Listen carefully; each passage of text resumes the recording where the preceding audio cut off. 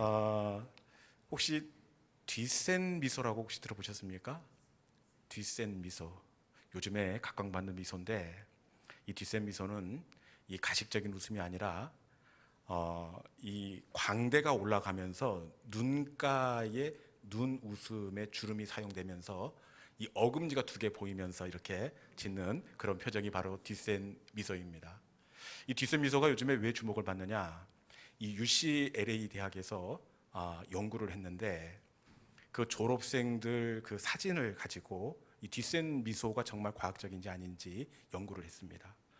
미국은 우리나라와 달리 그 졸업생들 사진이 학사모 쓰고도 뭐 이렇게 활짝 웃고 사진을 찍는데 졸업생들 가운데 이 뒷센 미소를 짓는 그 학생들의 결과가 어떤 삶으로 이어졌을까? 그리고 반면에 뒷센 미소가 아니라 억지 웃음을 짓는 그 썩은 미소, 썩소라고 그러죠. 그 웃음을 짓는 졸업생들은 어떻게 되었을까? 이렇게 조사를 했다는 겁니다. UCLA를 졸업하고 20년 뒤에 웃는 모습을 가지고 그 사람의 그 인생들을 조사했는데 여러분 어떻게 되었겠습니까? 진짜로 이 뒷센 미소, 환한 미소를 짓는 그 사람들의 인생은 환하게 된 반면에 썩은 미소를 지은 그 사람들의 인생은 썩어버렸습니다. 진짜로 그래요. 진짜로 그래요. 그래서 연구 결과가 뭐냐?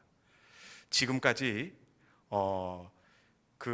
우리의 심리적인 게 육체에 영향을 미친다고만 생각을 했습니다. 정신에서 몸으로 영향을 미친다, 이렇게 일반적으로 심리학의 방향이 정해졌었는데 이 연구 결과 반대로 우리의 표정이 우리의 심리에 심각한 영향을 준다, 이런 결과를 발표하게 되었습니다. 여러분, 우리가 이렇게 뒷센 미소를 지으면 우리의 뇌가 이게 분위기 파악을 이렇게 행복한 그런 마음을 가져야 된다, 이렇게 생각을 하고 계속해서 우리의 마음을 긍정적으로 바꾸어 나간다, 이렇게 이야기를 합니다. 여러분, 옆에 분 바라보면서 이게 썩소를 지으면 인생이 썩어버립니다. 뒷셈 미소는 기본이 눈웃음, 그리고 어금니가 두 개가 보여야 돼. 이렇게 보이면서 광대가 올라가면서 이렇게 인사하겠습니다. 당신은 얼굴만 봐도 은혜가 되는 사람입니다. 네, 한번 인사해 보겠습니다. 시작. 활짝 웃으면서. 네. 아니, 틀렸어. 그렇게 했다가 썩어버려.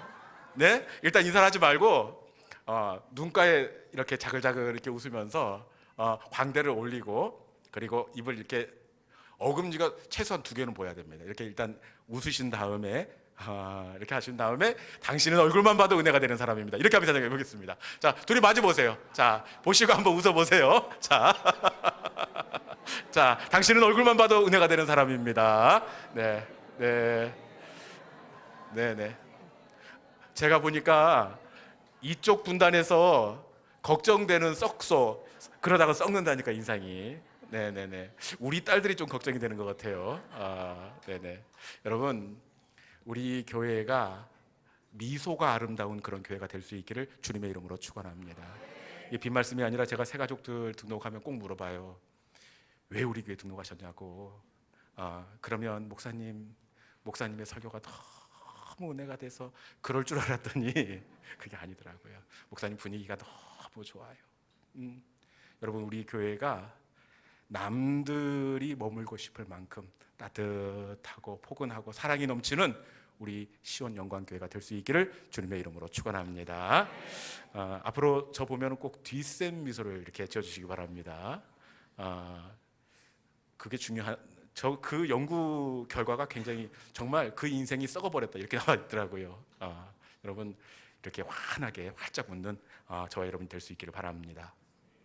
오늘 우리가 나누게 될 말씀은 출애굽한 이스라엘 백성들이 애굽에서 나온 직후를 배경으로 하고 있습니다. 나온 지 얼마 되지도 않았는데 한 보름여 이렇게 이 정도 지났습니다. 이제 막 애굽에서 나와서 부풀고 이 마음이 벅차오를 그때에 하나님께서 걸음을 멈춰라, 이렇게 말씀합니다. 걸음을 멈추는 것도 이해가 되지 않는데 오히려 하나님은 돌아가 장막을 치라, 이렇게 말씀합니다. 그것도 그냥 그 평지에 장막을 치는 것이 아니라 말씀에 보면 비아히롯 맞은편 바닷가에 장막을 치라 이렇게 말씀합니다. 여러분, 지금은 도망갈 때야 합니까? 장막을 칠 때입니까? 도망갈 때예요. 그리고 혹시 장막을 치더라도 이 바닷가에 장막을 치는 것이 아니라 그 애굽 군대의 병거가 따라붙을 수 없는 바위산 정도의 장막을 쳐야 옳을 것 같습니다. 이 전술적으로도 맞지 않고, 그리고 모세가 결정을 해서 이스라엘 백성들에게 얘기한들 백성들이 동의해 주겠습니까? 지금 뭐 하는 소리냐고. 지도자 한 사람이 잘못 결정을 내리면 우리 모두가 죽게 될 상황인데 어떻게 바닷가에 장막을 칠 수 있느냐고 백성들이 들고 일어날 수도 있습니다. 그럼에도 불구하고 하나님은 기어이 이스라엘 백성들의 바쁜 걸음을 멈추어 세우고 바닷가에 장막을 치게 하십니다. 여러분들은 이해가 됩니까? 이해할 수가 없어요. 그럼에도 불구하고 하나님께서 이 바닷가에 장막을 치라 하신 이유가 있습니다. 그 이유가 뭐냐? 그 이유는 바로 이스라엘 백성들을, 애굽의 백성입니다. 애굽의 백성들을 이곳에서 끊어버리기 위해서 바닷가에 장막을 치라 이렇게 말씀합니다. 지금 이스라엘 백성들을 뒤쫓고 있는 애굽의 군대는 단순히 도망친 노예들을 붙잡기 위한 노예상 정도의 마음이 아닙니다. 이 애굽 사람들의 눈빛을 보니까 복수심에 이글이글합니다. 가슴이 막 터질 것 같아요. 이 병거를 모는데 그냥 모는 것이 아니라 이 말 엉덩이가 다 헐었어요. 얼마나 몰아붙이는지. 왜 이들이 이스라엘 백성들을 이렇게 다급하게 쫓고 있느냐? 왜 그럴까요? 맞아요. 복수심 때문에 그래요. 하나님께서 애굽의 그 마지막 재앙을 내리는데 10번째 재앙이 뭐죠? 장자의 죽음입니다. 그런데 말 안 듣는 애굽 사람 몇 명의 장자만 죽인 것이 아니라 맷돌질하는 여종의 장남부터 바로의 왕궁에 있는 그 왕자, 장남까지 애굽의 모든 장자가 죽었습니다. 그러니까 이스라엘 백성들을 지금 따라붙는 이 사람들은 모두 다 장남을 잃어버린 그 아픔을 가슴속에 이렇게 품고 있었던 겁니다. 한 명도 예외가 없습니다. 만약에 하나님께서 이 바닷가에서 애굽의 군대를 끊어놓지 않으면 이 애굽의 군대가 어디까지 따라가겠습니까? 이 광야는 물론 아마 지구 반대편까지 쫓아갈 것 같아요. 제가 곰곰이 생각을 해봤어요. 좀 이렇게 슬픔을 당한, 그런 일들을 당한 사람들에게는 조금 죄송하고 조심스러운데, 만약에 우리 집에 큰 딸이 그 놈들 때문에 죽었다 그러면 가만히 있겠습니까? 지구 끝까지라도 쫓아가서 찢어 죽여야죠. 그렇지 않겠습니까? 지금 이스라엘 백성들이 애굽의 군대가 그렇다는 겁니다. 여러분, 하나님은 이 바닷가 이곳에 애굽의 군대를 수장시키기 위하여, 완전히 끊어놓기 위하여 바닷가 그곳에 장막을 치라 이렇게 말씀하셨습니다.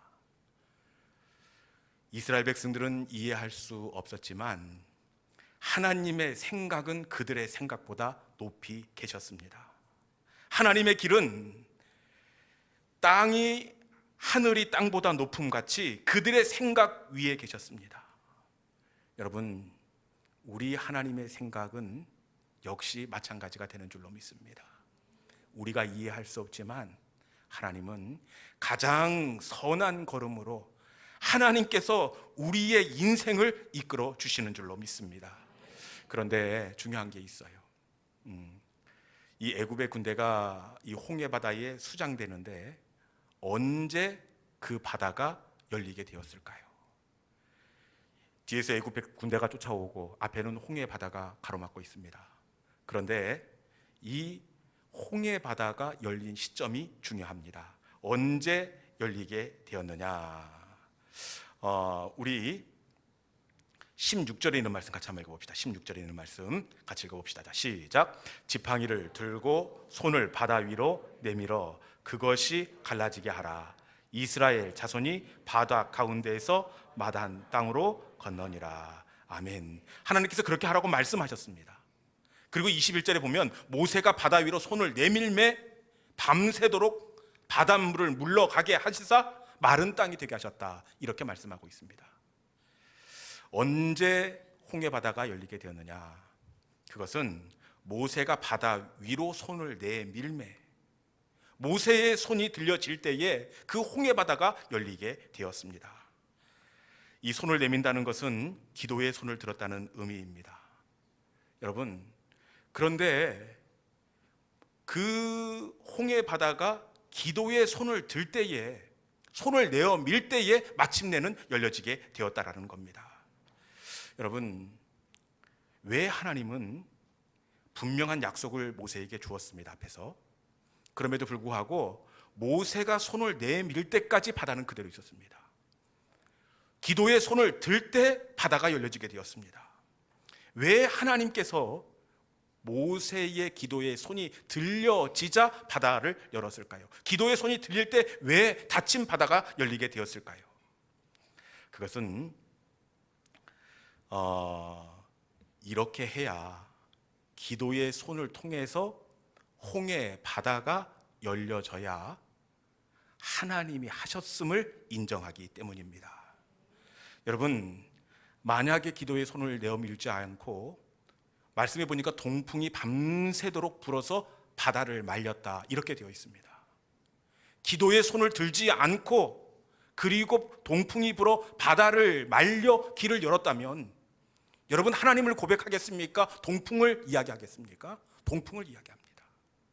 그런데 기도의 손을 들고 동풍이 불었지만 역시 하나님이 하셨습니다. 하나님의 주권을 인정할 수가 있었다라는 겁니다.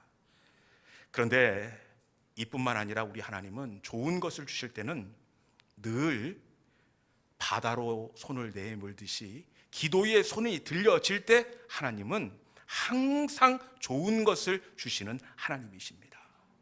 뒤에 이스라엘 백성들이 이 아말렉과의 전쟁을 합니다. 그래서 여호수아는 전쟁터로 나아가고 모세와 아론과 훌은 기도의 산으로 올라갑니다. 그런데 모세의 기도의 손을 들면 이스라엘이 이기고 기도의 손이 내려지면 아말렉이 이기게 되어 있습니다. 전쟁과 기도의 손은 아무 연관이 없습니다. 그렇지 않습니까? 여호수아만 잘 싸우면 됩니다. 그런데 기도의 손이 들려지면 이기고 내려지면 진다. 왜 기도의 손이 들려질 때 이스라엘 백성들이 이기게 하시느냐? 여러분, 앞서 말씀드렸다시피 기도의 손을 통해 이겨야 이 전쟁을 하나님이 싸워 이겨주셨다고 고백하기 때문에 그렇습니다. 만약 기도하지 않고 이 승리를 거둔다면 이 승리의 영광을 여호수아가 거둘 거고, 그리고 전술을 잘 세운 나 모세가 이 영광을 거둘 수가 있다는 겁니다. 여러분, 우리 하나님은 내가 그렇게 하여 준다고 약속을 했을지라도 그럼에도 불구하고 구해야 할지니라 이렇게 말씀합니다. 왜냐? 그래야 하나님이 하나님 되심을 우리가 인정하고 고백할 수 있기 때문에 그렇습니다. 여러분, 우리 하나님은 남들도 얻을 수 있는 것은 기도하지 않아도 그냥 누리게 하십니다. 그런데 반드시 좋은 것을 우리에게 주실 때는 기도의 손을 들 때에 기도를 통하여 우리에게 주십니다. 그래야 우리가 하나님 되심을 인정하고 하나님의 주권을, 하나님의 영광을 올려드릴 수 있기 때문에 그렇습니다. 여러분, 성경에 한번 보십시오. 모든 하나님의 좋은 것은 반드시 기도의 손이 들려질 때에 기도를 통하여 찾아옵니다. 한나의 가정에 사무엘이 찾아올 때도 기도의 손을 들었고, 여러분, 모든 범사의 좋은 것들, 아름다운 것들은 기도를 통해서 찾아오게 되어 있습니다.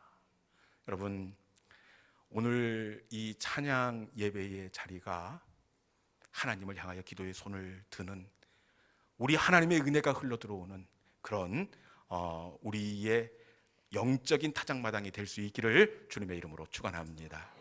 이 시간에 우리 주신 말씀을 기억하면서 우리 함께 찬양의 자리로 나가기를 원합니다. 하나님은 우리의 피난처가 되십니다. 그리고 이스라엘 백성들이 홍해 바다 앞에 이렇게 맞닥뜨렸을 때에 우리 하나님께서는 그렇게 말씀하십니다. 너희는 가만히 있어 주가 하나님 됨을 알지어다. 기도의 손을 바다 위로 내어 밀어서 내가 하나님 됨을 너희가 보게 될 것이다. 이렇게 모세에게 말씀하고 있습니다. 이 시간에 주신 말씀을 기억하면서 하나님은 우리의 피난처가 되시고 환난 중에 우리의 힘이 되십니다. 주님, 우리의 문제의 바다를 앞에서 우리가 기도의 손을 그 문제 속으로 내어 밉니다.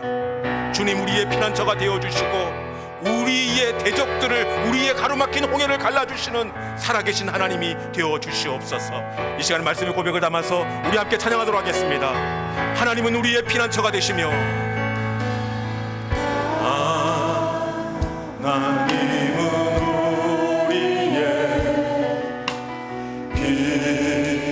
피난처가 되시며 환난 중에 우리의 빛과 도움이. 우리 여자들만 합시다. 여자분들만 하나님은 우리의